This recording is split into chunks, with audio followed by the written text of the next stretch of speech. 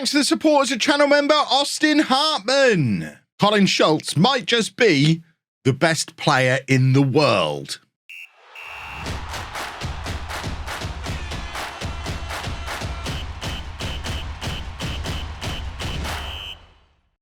Hello and welcome to Club 4, part 37 of Non-League to Legend. I'm Kevin. Coming up on today's episode, we have a Champions League game away against Besiktas, and we are at home against Leicester in the Premier League. Since you were last with me, we have been doing lovely stuff. Let's ignore what happened against West Ham. We'll call that just thing. We'll pretend it didn't happen. We'll focus on Chelsea, where we went away to Chelsea and won 4-0 with a hat-trick from Colin Schultz. Again, let's ignore the fact that 3 of the 4 goals happened from the 88th minute onwards when Chelsea were chasing the game. Schultz got a hat-trick. He's actually the Premier League's top scorer right now. We've got Pedro Luis, who is last year's Premier League top scorer. We spent £100 million on a striker in the summer, and our top scorer is the midfielder who came through the Schalke youth team at 16 years old, and I didn't really play as much as I should. It's mad, really, but Colin Schultz really is developing into being quite the football player. If we have a look at the media Dream 11, I don't know if he's made it into that yet. In fact, Delgado's dropped out of the Dream 11, which is a travesty. Adeyemi and Mbappe, both at Manchester City, find themselves back in the Dream 11 again. But you can see Delgado and Schultz. You don't have to scroll to find either of them. So Pedro Luis, not even the second best player at the club now, based on current form. And as much as Manchester City are dominating the media Dream 11 and the media think they're going to go and win the league, we're the ones who are top of the table at the moment. 8 games played, 19 points on the board. Yes, City are right behind us, but look how good Schultz is. Top scorer, second on the average rating. You're telling me Mbappe's better than him? I'm not having it. I mean, Mbappe's averaging an 8.06. I mean, how old is he now? 34 years old. We've seen with Tammy Abraham that he's got a few more years left in him yet. Players don't seem to age as quickly in FM22 as they have done in previous versions of the game. I find it quite alarming. Let's go and play Besiktas. Is this our 3rd game in the Champions League? I think it is. We played Monaco, comfortably beat them. So, as expected, we are doing pretty well in the group so far. A win here against Besiktas, and we are all but through in our most comfortable Champions League group yet. Obviously, anything other than a win, maybe not. Let's see what happens, shall we? We're going with Hoy and Hal in goal, a back four of Mura, Caesar, Fernandez and Paviot. Navarro at the base of the midfield, Janusek and Tippel ahead of him, and then Schultz in behind Pedro Luis and Delgado. We are kind of settled on Delgado being the more attacking of the two. He's slightly quicker, which is always enough of a reason, really, to be the more attacking of the two. You want the quickest guy on the shoulder of the last defender. But also, Delgado's the one who is scoring the goals this year, although Pedro Luis is slowly starting to get back to his previous form. We're absolutely not writing him off, as some people in the comments section have suggested. He's just had a slow start to the season. It's fine. He's carried this team on his back for the last 3 years. The pressure's off him a little bit now because we're top of the table and cruising in the Champions League without him needing to be in form. So he's having a well-earned slow start to the season. Well, Delgado and Schultz grab all the headlines, but I suspect come the end of the season, Pedro Luis is going to be very involved in how this season ultimately turns out. And Tippel has just put us 1-0 up after 8 minutes, scoring the exact goal we've seen him score so many times before. That burst through from central midfield on his left foot. He's just unmarkable. Look how deep that run comes. I want the Sky Sports lines to show just how deep he's come from. The defender's just worrying about Pedro Luis. Luis tucks inside, holds back a little bit, playing as a deep-lying forward. The defender doesn't know whether to go with Pedro Luis or follow Tippel, and it just leaves Tippel with so much space to run into and grab yet another goal. It's wonderful. Schultz with the in-swinger, and what's happened here? We got a penalty. I think we might have a penalty here, boys and girls. I think, is Schultz my penalty taker? Is Delgado? I know I changed it this summer. Watch it be Pedro Luis still. So we have the penalty, and it is Delgado who's going to be taking the penalty. Delgado steps up, and it's saved, but he's so quick. He's first to the rebound and tucks it away anyway. I love having a stupidly fast striker. It really is quite handy. 2-0 to Norwich away against Besiktas, and we are as mentioned, cruising in the Champions League this season. And I'm delighted. Delgado now with the corner, looking for the far post. Fernandes is there. It's 3 after 24 minutes. They say there's no easy games in the Champions League. We've had 2 so far. This is the second one. Is this our year? Are we going to go and win the thing? Are we that good? I still think we might be a midfielder or 2 away. But then you saw how effective Tipple can be. I've always had a lot of faith in Janusek. I guess it would be Janusek or Navarro is the only spot you could maybe improve this team now. Colin Schultz just showing the incredible form that he's in with a fantastic goal from range. His 10th goal of the season already. This is a man who I don't think has ever got into double figures for goals before. That's his 10th and it's still October? Might be November. But still, Colin Schultz has just stepped up a level. Still only 21 years old as well. He still has a number of years of improvement in him yet. He is going to be one of the best players in the world. Delgado with the cross. Fernandes is there again. It falls to Mura. Mura's clattered. It ends up with Navarro. Cross comes in. Pedro Luis and his header goes just wide. He was aiming for that far post from the cross, our near post, but it just went the wrong side of the base of the post, and it is 4-0 at half-time. Milan have gone 1-0 up over Monaco, and I guess that's an acceptable first half. We're having a nice day out in Turkey and grabbing a nice little win while we're here as well. Lovely, lovely, lovely. Janusek out to Paviot. Paviot, what a pass through to Pedro Luis. And the ball moves so fast I can't keep up with it. Delgado might be offside this time. The ball came into Pedro Luis. Before I could say anything, he's laid it off to Schultz. And Schultz, one touch through ball for Delgado, who, if he's managed to stay onside, which he has, it's a wonder goal. This is his front 3, and it's absolute best. Look at the state of this. There's the cross. One touch from Pedro Luis, one touch from Schultz. Delgado in space makes it 5. These 3 are unplayable. They are 26, 21, and 22 years old. This could be Norwich's front 3. Based on what we've just seen with Mbappe, what we've seen with Abraham, with Lukaku previously. This could be Norwich's front 3 for the next 10 years. This team could go on and dominate European football for years to come. What we know will actually happen is I'll win the Champions League. Probably at that point still try and move on to Dortmund, and we'll come back and Norwich will have sold all of them for absolute pennies and it'll have all gone wrong because the club reputation won't be high enough to keep them. But I can dream that this club is going to dominate forever, because this front 3, my goodness me. Right, there's Caesar to Navarro, back to Caesar again. Plays it across to Fernandes. We're just so good at keeping hold of the ball. Paviot again. Never discount Paviot's contribution. He's such a good deliverer of the ball from this right-hand side. And he's going to do it again here. Cross comes in. Schultz is there with a header. And goalkeeper can only palm it into the path of Pedro Luis. He's back with Tipple and Janusek. And there's number 6. We're absolutely relentless. Not even 70 minutes gone. Besiktas 0, Norwich City 6.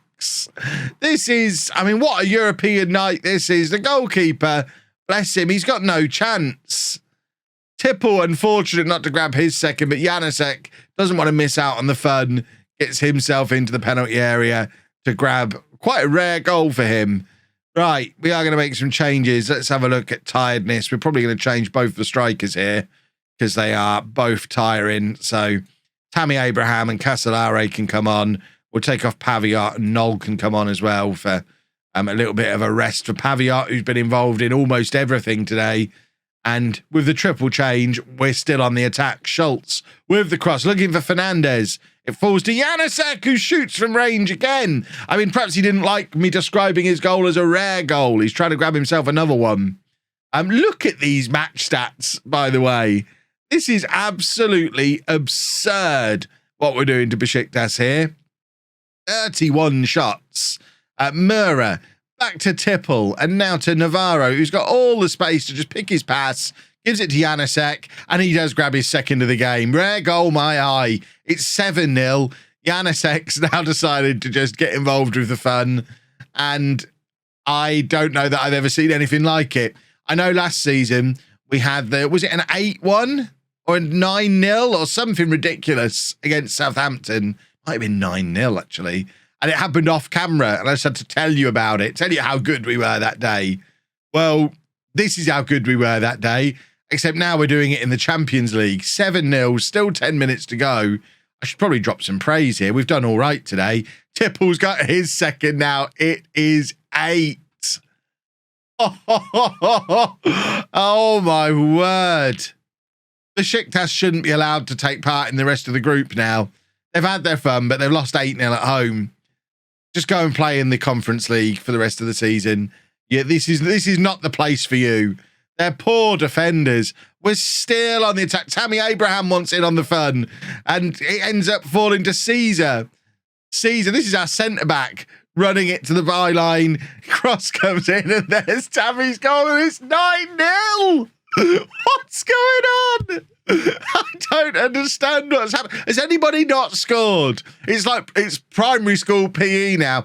Who's not had a goal scoring a goal? Who's not had a go? Whose turn is it to score? Get Casolare up here. It's his turn. The ridiculous thing amongst all this as well, we've won 9-0. Pedro Luis didn't score. Pedro Luis had a relatively poor game. He's still not in form, and we're capable of doing this without him. 39 shots, 25 shots on target. I don't know if I've ever seen that number that high.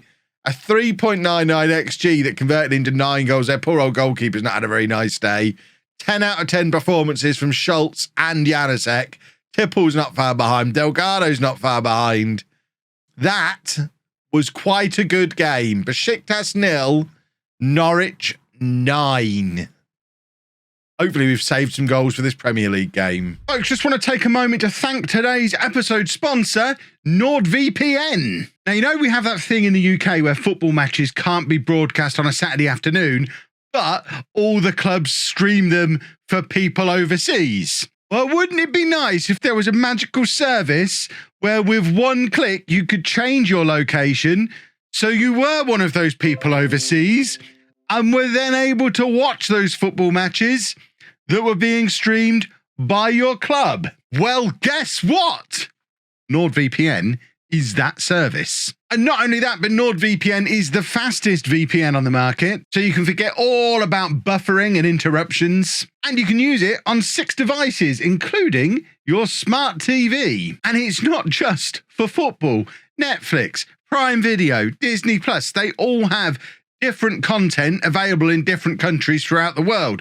And by using NordVPN, with one click, you can change your virtual location to all these different countries and basically just go and pick the content that you want from whatever country it's available in. And region-locked gaming is a thing of the past as well. If you're in one of those countries where Football Manager isn't available, for example, you can just change your virtual location to a different country, buy the game, and have all the fun that we're having here on the channel every day. And they even do some grown-up stuff at NordVPN as well, such as encrypting your data, which makes it impossible for your internet service provider to throttle your speeds, which is pretty handy if you ask me.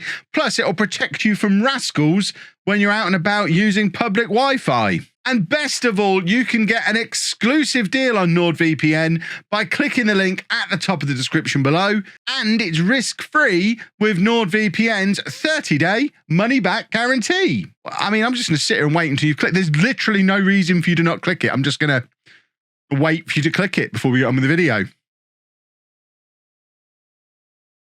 Right, we're freshening things up a little bit for the Leicester game, trying to rest some of these players who are tired off the back of their European exploits. So Casolare comes in for Delgado, Pedro Luis getting a chance to play as the main attacking striker again. We're just trying to get some goals back into him, trying to play him back into form. So let's get him back into his old role from last year. I mean, to be fair, he is kind of playing himself back into form anyway. Looking at his ratings over the last 6 games, he's not done too bad. He's got 3 goals. His numbers for the season don't necessarily tell that story just yet, but he is slowly but surely morphing his way back into being Pedro Luis again. Shepherd comes in midfield as well to play alongside Janusek. Tipple dropping back to left back. Murray's suspended. Erenua's injured. So Tipple is our third choice left back. So he's going to drop back there, even though ideally he's one of the ones who'd be getting a little bit of a rest. We might end up with Caio Caesar playing at left back before the match is done. He'll partner Fernandez at centre back as well. And fingers crossed, we don't have a Champions League hangover. That's the plan. Right, let's tell them to carry on playing the way they played in the last game. I mean, we just won 9-0 in the Champions League. Definitely keep doing what you've been doing. How are Peterborough getting on? Not in the relegation. They're meeting the Kev ratio. 9 points from 9 games so far for Posh. Exactly the same as Leicester, who we're playing today. We also need to keep an eye on what Manchester City are up to. What is Southampton playing at? I just noticed Southampton have gone above us at the top of the league. What's their angle there? Who rattled their cage? Goodness me. Right, Janusek, forward to Casolari, Pedro Luis. This is that lovely one-touch football again. Pedro Luis is in. We've seen him score from there a gazillion times. It's a confidence thing. It must be, because he's taken it wide when he doesn't need to. He can fire that across goal and grab the goal. I mean, ultimately, the move has led to a goal anyway, because Janusek really is trying to prove a point to me now. It's personal at this point. But Pedro Luis, I don't know why he's not pulled the trigger there and just fired it across goal. It's a confidence thing. I mean, it's almost as if when your manager signs a £100 million player to play in your position, it gives you a little bit of a blow to your confidence. Who'd have thought? Shepherd back covering at right back, gives it to Navarro, and it's back with Shepherd again, who's lumping it. Look how far forward Paviot is there. He's in the position of an out-and-out winger, and Pedro Luis has stolen one from Schultz, and it's exactly what he needed. Schultz was about to grab goal 11 of the season. It was surely going in anyway, but I don't think anyone begrudges Pedro Luis getting that little tap in. I love the positioning of Paviot there. It's fantastic. And there, it was going wide. So I'll let him have it. It did need the touch. And Pedro Luis now back in the goals. Not ever going to be unhappy about what I've just seen from Paviot, though. We've basically had Shepherd at right back and Paviot as an out-and-out right winger. And that's exactly how this system looks when it's at its best. So he's back in the right back position temporarily now. But you can guarantee if this ball switches as part of this move, Paviot's going to be right up there. Tipple charging forward. There's Pedro Luis. There's Paviot, look, in that winger position again. Pedro Luis has hit the crossbar. He's back. Oh, I'm having a lovely day. Oh, my goodness. Pedro Luis with the flick on, looking for Tammy Abraham, who's not on the pitch. He's got so used to playing with him. Don't worry. You'll get your chance to play with Tammy Abraham again, of that I am sure. Just not today, probably. Shepherd, forward to Pedro Luis. Playing Janusek in. Who's looking for... What the hell's got into this boy? He's not scored all season. I make one passing comment about it, and he's now scored 4 times in today's video. He's a man possessed. He's after a hat-trick now. 2 goals in the first half here. Janusek. I mean, I did mention as well that if I was going to turn us into a real world-class team, he was maybe one of 2 players I'd replace. I think he's making the point, nah, you don't need to replace me, boss. I'm all right. I'll be fine. Right, we are going to make some changes fairly early in this second half. This is effectively job done already. So the likes of Tipple and Janusek, who played the full 90 against Besiktas, probably don't need to play a full 90 again here. And there's Navarro, he's not been mentioned for a little while, so he's just decided to do something dumb and given away a penalty when it absolutely wasn't needed. This guy's going nowhere. He's running out of the penalty area, and whoever this is, Fernandez, has him covered. Just let him keep running. What's the worst that can happen? Oya now just needs to save his mate here. Let's have a save. Nope. That's a very good penalty. At 3-1, I'm still not alarmed, but it does make me less confident about making 3 changes on the hour mark, which is what I was planning on doing. Oh, Navarro frustrates me. Maybe Zamorano should be coming back in the team. Is Padron ready yet? We need Padron. I mean, frustration. Right, Paviot is tired. Romero can get a half-hour run out, which he will benefit from greatly. We're also going to take off Janusek, Griffin Diaz, who, by the way, finally, Griffin Diaz is a natural central midfielder. What a wonderful thing. So he's going to get half an hour. And I think we're going to leave Pedro Luis on, even though he's tiring. Because A, I want him to grab another goal or two. And B, I think we're probably going to have to take Tipple off. And Pedro Luis is just going to have to do the full 90 minutes. And he'll be okay. I mean, I think our next game is a Carabao Cup game anyway, that Pedro Luis won't even be in the match day squad for. So it's fine. He can play 90 here and hopefully grab himself another goal or two. And I mean, it's not as if he played the full match against Besiktas. It'll all be okay. Right, Hoyenhau collecting comfortably. I want to see something from Romero today. Obviously, Paviot's come in. I've fallen in love, and it's really hampered the progression of Romero. But I would love them to be pushing each other for starting spots for years to come. And Griffin Diaz has his goal. Now he's actually a natural central midfielder. Maybe we'll finally start seeing a little bit more of him. Remember, he's still only 21 years old as well. I know he's been around for a while, but he's still very young, still has time to become the superstar that we all thought he'd be when he came in. And I think we've seen a few examples in videos now that he is a very tidy finisher in situations like that. He could definitely do the Tipple role of bursting forward and grabbing those goals from midfield. Right, I'm aiming for Tipple here, and we are going to bring on Noll and just shuffle the defence around a little bit. Again, the flexibility of the master plan from a couple of summers ago. The defenders can all just shuffle around at will and basically play everywhere. It means we're very, very rarely, I won't say never, because otherwise it will guarantee to happen soon, but we're very rarely in a situation where we're having to play a defender out of position, which is awesome when it comes to being able to make these substitutions and when you get injuries and suspensions and whatnot. Right, Romero. Come on, just run it all the way. Or play a lovely pass to Pedro Luis. That works for me as well. Pedro Luis on the right wing. He's looking for Casolari in the middle, I think, but it's Diaz who comes from deep and he can't quite direct his header goalwards, but it's another good example of that run from Griffin Diaz. It's the Tipple move. And just the same as with Tipple, no one can pick him up when he does it.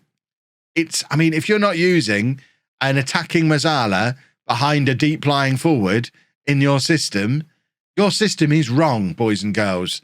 You see it time and time again. It just absolutely ruins defenders. You'll be seeing me use it in the Streamer Showdown this weekend, hopefully, unless there's been shenanigans again. I'm recording this on the day of the draft. The draft hasn't happened yet. Obviously, last Showdown, they swapped all our squads around. So I don't think they'll do that again. So I should have the squad that I drafted, which will definitely be able to play this system. That's for sure. Right. How long have we got? 20 minutes or so left in the game. I've just been recommended to take off Pedro Luis. I've made 3 substitutions. I'm fairly confident there's not 4 available, but I might just try it anyway, just in case. Can we bring on Tammy Abraham here? No. So why suggest it to me? I've done all that to distract from the fact that Hoyenhau was just kind of flapping his arms around there, and it was a rare, poor moment for him. We're actually behind on XG in this game. I know Leicester got a penalty, but it's rare to see us behind on XG these days. And there's Lewis Shepherd.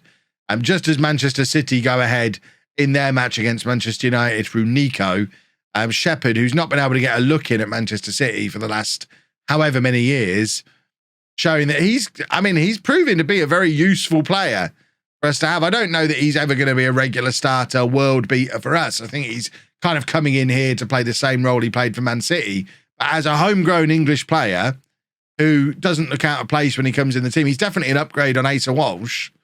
So we're certainly not going to pay the £91 million future fee that we've got in his loan contract in the summer. But I'd like to bring him in permanently. If we can get him for 20, 25 million, feels about right for a player like that. And there's Pedro Luis in again. Can he grab another? Of course he can, because he's Pedro Luis and he's back. And that's why you leave him on the pitch. He's done his audacious finish. It's his trademark dink over the goalkeeper. Pedro Luis is back, and that makes us even more dangerous than we were before. Oh, we've not seen this for a few days, and it's always beautiful every time it happens. It's Norwich 6, Leicester 2. We have scored 15 goals in 2 matches in this video, which is absolute insanity. We have scored 16 goals in 2 matches in this episode, which is absolute insanity. It is Norwich 7, Leicester 2. Has there ever been in the entire history of world football, has there ever been a team that have played so well in 2 consecutive matches? Because this is bonkers. Absolutely bonkers. I don't understand what's just gone on today.